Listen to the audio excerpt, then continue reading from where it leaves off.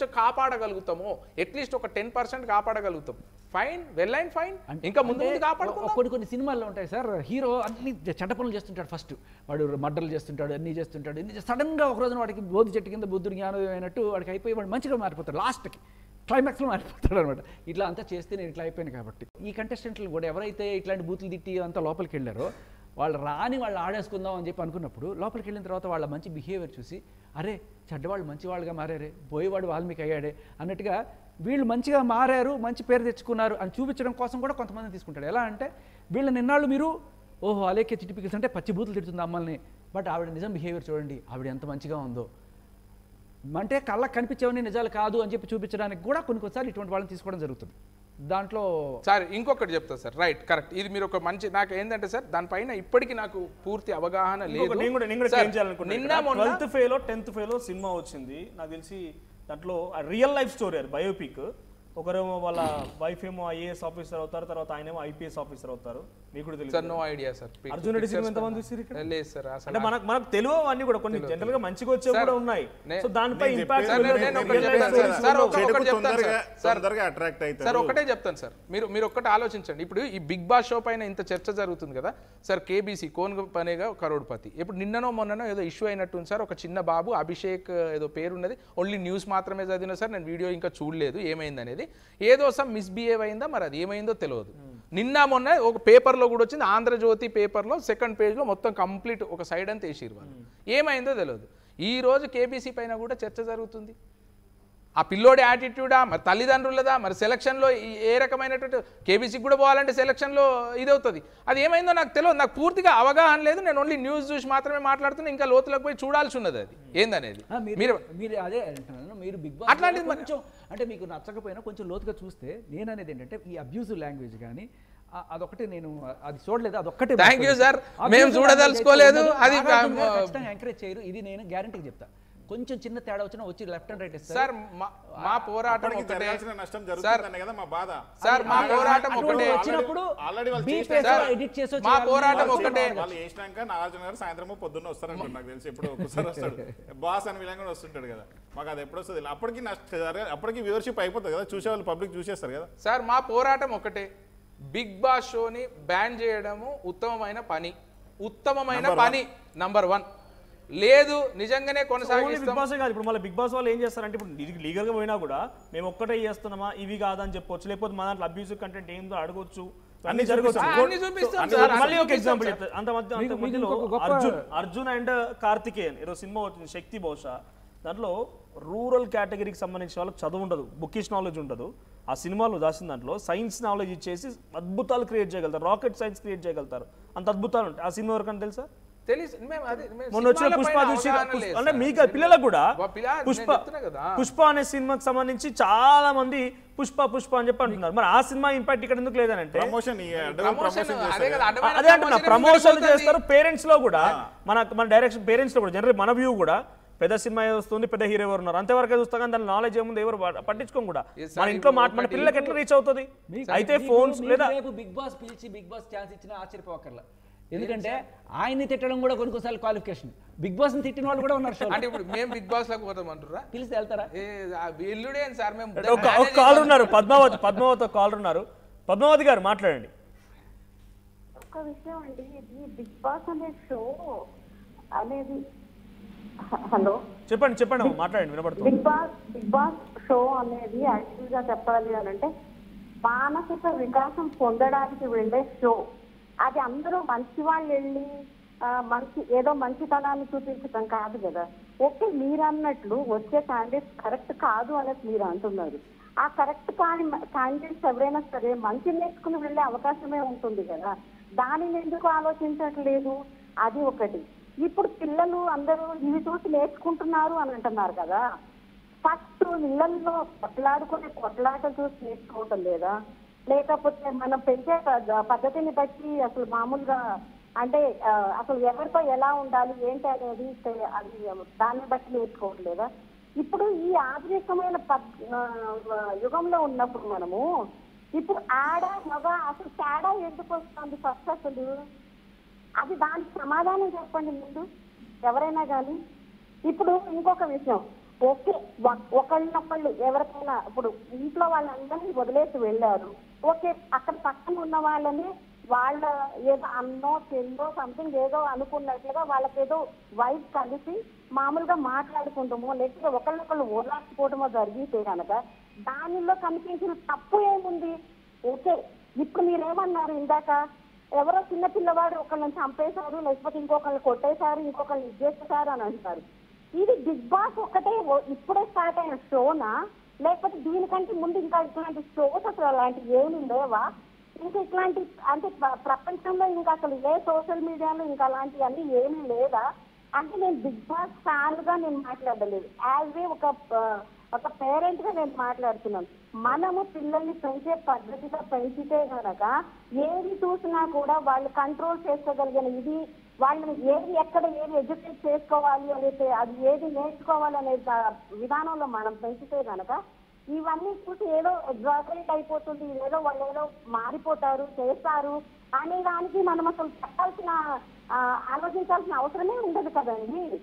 ఒక షో చూసి పాడైపోయే మన పిల్లలు అనుకుంటే కనుక ఇలాంటి 1.25 షోస్ ఉన్నాయి, ఇలాంటి 1.25 పిక్చర్స్ ఉన్నాయి, ఇలాంటి మీ పాయింట్ అర్థమైందమ్మా, మీ పాయింట్ అర్థమైంది. మగ తేడా ఎందుకు వస్తుంది అన్నప్పుడు మీరు ఒక మాట అడుగుతాను, ఆడవాళ్ళకి సపరేట్గా మగవాళ్ళకి సపరేట్గా క్రికెట్ ఎందుకు పెడుతున్నారమ్మా? ఇద్దరు కలిపి పెట్టచ్చు కదా. ఎవరు కాదన్నారు? ఆ విషయంగా అది పక్కన పెడదాం. ఇప్పుడు క్రికెట్ ఆడ మగ కలిసి ఆడొచ్చు కదా, ఎందుకు సపరేట్ గా పెడుతున్నారు? జస్ట్ బికాస్ ఎవరికి ఉండాల్సినది, ఎవరికి ఇవ్వాల్సిన గౌరవం వాళ్ళకు ఉంటుంది. అవన్నీ మన సొసైటీ సంస్కృతి. పద్మావతి గారు మీ పాయింట్ అర్థమైంది. ఒక్కసారి వాళ్ళని అడుగుదాము, ఆ పిటిషనర్స్ అడుగుదాం, వాళ్ళు సమాధానం చెప్తారు. పేరెంటల్లో కూడా ఒక నిమిషం, పేరెంటల్లో కూడా ప్రాబ్లంగా ఉంటుంది. అక్కడ మానసిక సంథింగ్ ఏదో కోట్ చేశారు అంటే లోపల వెళ్ళిన తర్వాత బెటర్మెంట్ కోసం కూడా వాళ్ళు ప్రయత్నం చేస్తారు. ఇందాక శేఖర్ భాష గారు చెప్పిన మళ్ళీ రిపీట్ చేశారు. సో బయటకు వచ్చేసరికల్లా వాళ్ళ సిచ్యువేషన్ ఏంటనేది అర్థమవుతుంది. సో మనం ఇలా ఉండాలి రకంగా అర్థం చేసుకుంటారు.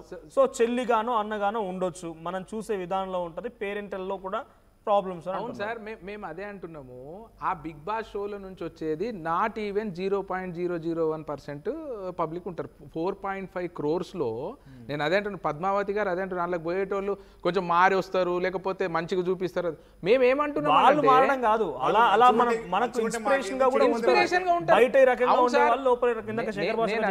నేను అదే అంటున్నాను, ఇప్పుడు ఉన్నటువంటి జనరేషన్ లో నిజమే మంచి తీసుకునే వాళ్ళు ఉంటారు, చెడు తీసుకునే వాళ్ళు ఉంటారు. నేను కాదన్నట్లేదు, పద్మావతి గారి వాదనను నేను కాదంటలేదు. ఒకటి పేరెంటింగ్, 2 చిల్డ్రన్ థింకింగ్ ఇది and attitude, and third thing how they are receiving, ఎట్లా తీసుకుంటున్నారు. ఒకటి చెడు తీసుకున్నాడు అనుకోండి, అవుట్, వాడు కంప్లీట్లీ దాన్ని క్వశ్చన్ చేస్తున్నారు. ఇప్పుడు ఆవిడ పేరెంటింగ్ లో కూడా ఎలా తీసుకోవాలి కూడా మనం మేమేమంటున్నామంటే పేరెంటింగ్ అండ్ ఇట్లాంటి షోలలో కూడా వీటిని ఎందుకు మంచి షోలుగా మార్చుకోలేము? ఈ వచ్చే చెడును కూడా మనం ఎందుకు ప్రోత్సహిస్తాం? చెడుని మీరు ఎలా అనుకుంటారు? అది కూడా పాజిటివ్ కదా అని అంటున్నారు. ఇందాక మీరు అన్న దాంట్లో అన్నా చెల్లెలుగా ఉన్నారేమో లోపల వాళ్ళు, ఇందాక పద్మావతి గారు అన్న దాంట్లో అన్నా చెల్లెలుగా ఉన్నారేమో, వాళ్ళు ఏ రిలేషన్షిప్ లో ఉన్నారేమో, మనం అలానే ఎందుకు అనుకోవాలని కూడా అడుగుతున్నారు. నేను అదే అంటున్నాను, ఇప్పుడు ఆమెకు అంత బ్రాడ్ మెంటాలిటీ ఉంటే, లేకపోతే ఇంతకు ముందు ఒక ఆయన ప్రభాకర్ గారు కాల్ చేసిరు, వాళ్ళు వెళ్ళి పార్టిసిపేట్ చేయొచ్చు, మాకేం అభ్యంతరం లేదు. కానీ మాకేంది వచ్చే అవుట్పుట్ పైన మాకు అభ్యంతరం ఉంది. వచ్చే అవుట్పుట్ పైన మనం స్టార్టింగ్ లో అనుకున్నట్టుగా సపోర్ట్ చేసే వాళ్ళు ఉన్నారు, కావాలని చూసి ఇష్టపడే వాళ్ళు ఉన్నారు, వద్దన్న వారు చూడకండి అని అంటున్నారు కదా. దానిపైన బ్రేక్ పెట్టమంటున్నాము. ఆ వచ్చేటువంటి వాళ్ళు వద్దంటే అట్లెట్లయితే సార్, యంగర్ జనరేషన్ గురించి ఎట్లా ఆలోచిస్తారా? వాళ్ళు యంగర్ జనరేషన్ అవసరం లేదంటే వాళ్ళ ఎంటర్టైన్మెంట్ కోసం ఫిజికల్ గా కంట్రోల్ చేసి కానీ మెంటల్ గా కంట్రోల్ చేస్తారు. ఒక కిడ్ ని మనం ఫిజికల్ గా చేయొచ్చు, అరే ఆడ కట్టేసి ఆడ సోఫాలో కూర్చున్నారు అంటే ఫిజికల్ గా మన ఆలోచనలు మనకు అడ్డుకట్టేయడానికి మోటివేట్ చేయొచ్చు. ఎందుకు చేయరాదు? ఇక్కడ ఒక మేజర్ ఆస్పెక్ట్ బిగ్ బాస్ చూసేది ఏంటంటే గ్లామర్, చాలా ఇంపార్టెంట్ గ్లామర్. ఎస్పెషల్లీ ఇప్పుడు అలేకెచ్ టిపికల్స్ కావచ్చు, లేకపోతే సృష్టి వర్మ కావచ్చు, లేకపోతే ఇంకా వీళ్ళు ఎవరైనా సరే, వాళ్ళు బయట బూతులు తిట్టినా కూడా వాళ్ళు గ్లామరస్గా ఉన్నారని తీసుకుంటున్నారా? అనే ఒక కోణం నాకు అబ్జెక్షనబుల్. నేను చెప్తున్నాను కదా, ఇప్పుడు ఏంటంటే లోపల నాకు తెలిసి మీరు చెప్పిన అంత అబ్యూజివ్ అయితే ఉండదు. అరుపులు, కేకలు, గయ్యాళతనం ఇది కనబడుతుంది, కానీ వల్గర్ లాంగ్వేజ్ అబ్యూజివ్ అనేది మ్యాక్సిమం 99% ఉండదు. మిగతా షోస్తో కంపేర్ చేస్తే అస్సలు లేదు. కానీ నా ప్రాబ్లం వల్ల ఇలాంటి వాళ్ళని సెలెక్ట్ చేసుకుంటున్నప్పుడు ఓకే రేపు లోపల నేను బయట తిట్టేస్తాను, లోపలికి వెళ్ళి కాస్త మంచిగా ఉంటాను, ఇది బాగుంది కదా. నేను బయట అందరూ ఆరబోస్తే తీసుకుంటారు, లేకపోతే బూతులు తింటే తీసుకుంటారు. ఇటువంటి సిగ్నల్స్ సమాజానికి వెళ్లకుండా చూసుకోవడం అనేది మనం సెలక్షన్ దగ్గర కట్టండి. కానీ show wise I think they will take every care. Sir ఇంకొకటి, ఇప్పుడు మీకు ఎంతమందికి He Man Spider Man show గుర్తున్నది సార్? He Man Spider Man show చూసి ఎంతమంది పిల్లలు బిల్డింగ్ల నుంచి బిల్డింగ్లు గోడలు దుంకి కాళ్ళు ఇరగొట్టుకురు మొత్తం. శక్తి మ్యాన్ సారీ సార్, నేను అనుకున్నా శక్తి మ్యాన్ చూసి ఎంతమంది పిల్లలు నష్టపోయారు, ఎంతమంది ప్రాణాలు కోల్పోయారో, ఎంత పెద్ద ఉద్యమం జరిగింది సార్ అప్పుడు. ప్రపంచవ్యాప్తంగా మొత్తం ఉద్యమం జరిగిన షో అది.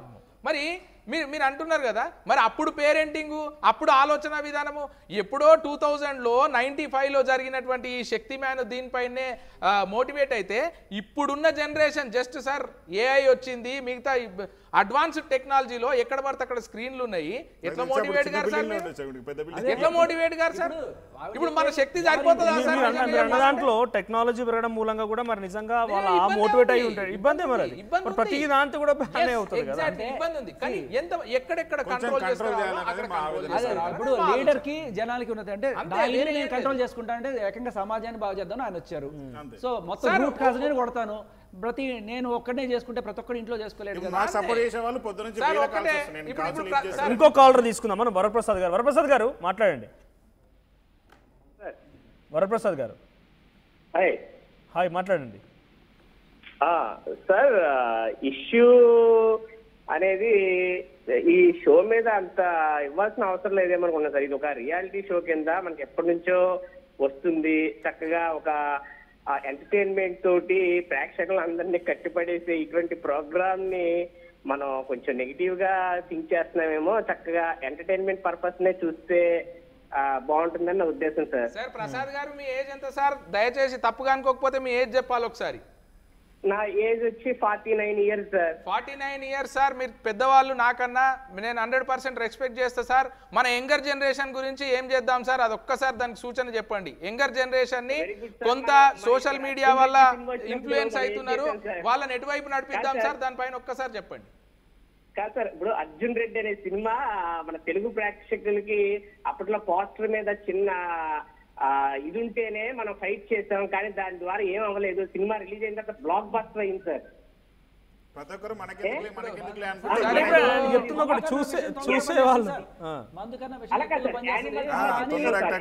అనుకోవడం కరెక్ట్ కాదు. 4 బూతులు తిడితే ఎక్కువ వైరల్ అవుతుంది. యానిమల్ సినిమా తీసుకునేటప్పటికి దాంట్లో కూడా వల్గారిటీ ఎక్కువగా ఉంది ఇది అనిపించింది. కానీ మన తెలుగు ప్రేక్షకులే, అది హిందీ సినిమా అయినప్పటికీ కూడా తెలుగు ప్రేక్షకులు బ్రహ్మరథం పట్టారండి. అంటే దీన్ని బట్టి అర్థమవుతుంది ఏంటంటే ఒక సినిమాని కానీ లేదా ఒక రియాలిటీ షోని కానీ ఒక ఎంటర్టైన్మెంట్ పర్పస్ లో చూడాలి తప్ప దాంట్లోని ఏదో ఒక ఎంటర్టైన్మెంట్ లో కూడా కొంత వల్గారిటీ చూస్తారు సార్, బట్ యూత్ అవి నేర్చుకుంటారు సార్ బూతులు. ఇప్పుడు సార్ మీరు నేను కొంత లోకం చూసి వచ్చిన వాళ్ళము సార్. ఎన్టీ రామారావు గారి కాలం నుంచి కూడా కత్తి యుద్ధాలు ఎన్ని ఉన్నాయి సార్, అవి చూసి యుద్ధాలు నేర్చుకోలేదు కదా సార్. అంటే బయట జరిగే వేరే సినిమా గానీ ఇటువంటి షో గానీ only for entertainment sake sir.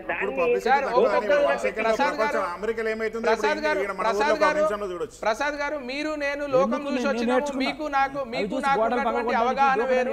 మేము మాట్లాడే సార్ యంగర్ జనరేషన్ ని ఏం చేద్దాం, ఎటువైపు నడిపిద్దాం, బిగ్ బాస్ షోల వైపు నడిపిద్దామా, లేకపోతే మంచి వైపు నడిపించి వాళ్ళను ప్రయోజనవంతుల్ని చేసి దేశానికి అప్పచెప్పుదామా, మన దేశాన్ని ముందరికి తీసుకుపోదామా? మా క్వశ్చన్ ఒకటే సార్. నా చిన్నప్పుడు నేను స్పైడర్ మ్యాన్ చూసి నిజంగానే వస్తుందని చెప్పి సాలిపురు తీసుకొచ్చి ఇక్కడ పెట్టుకొని ఇట్లా వస్తుందేమో అని చెప్పి గోడలు పగలు కొడితే పగిలిపోతాయి అనుకుని చేసిన రోజులు ఉన్నాయి, తలపగలు కొట్టిన రోజులు ఉన్నాయి సార్. పిల్లలు అలాగే ఉంటారు సార్, వాళ్ళని కాపాడుకోవడం కోసం చేస్తారు ఖచ్చితంగా. వరప్రసాద్ గారు మీరు అన్న పాయింట్ అర్థమైంది, వాళ్ళు ఆన్సర్ చేస్తున్నారు. మీరు అన్న పాయింట్ అర్థమైంది.